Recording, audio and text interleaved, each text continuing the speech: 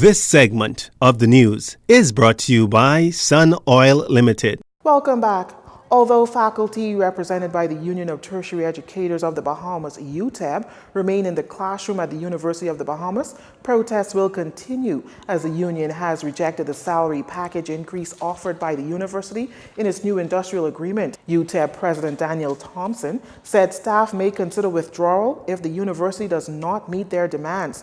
UTEB members gathered at the entrance of UB holding placards and shouting "Solidarity Forever," as its president decried the 82 cents increase proposed by the university. With UTEB, disrespect is seen in the suggested faculty remuneration package, particularly when juxtaposed to that of recent and recommended hires post-Hurricane Dorian at the senior and cabinet levels.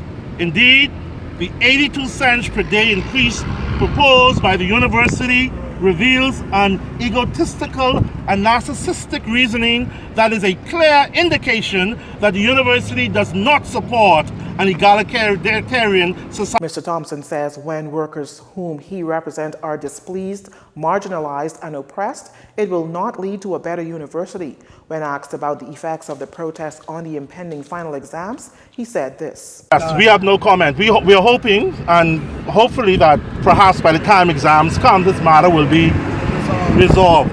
This will be in the history book. We anticipate that this will be finished with, you see?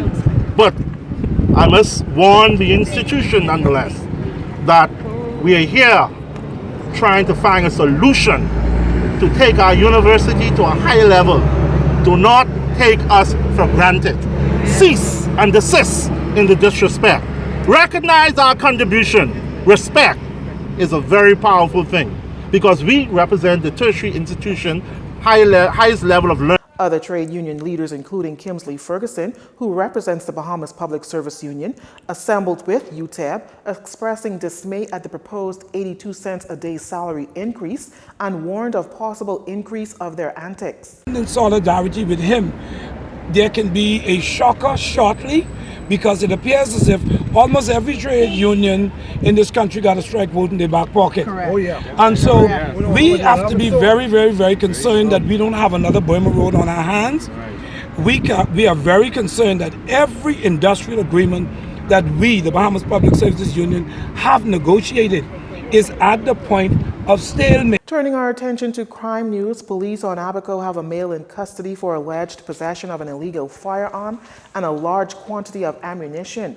Police in Marsh Harbor say the male was arrested shortly after 7 p.m. Monday as officers conducted mobile patrol on Don McQuay Drive.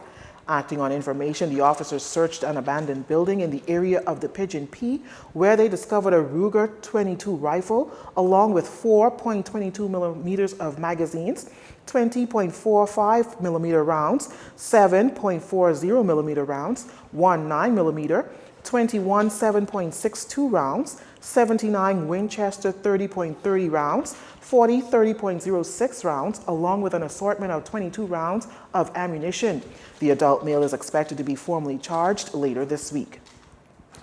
Meantime, police here in the capital on the hunt for the culprits behind two armed robberies yesterday.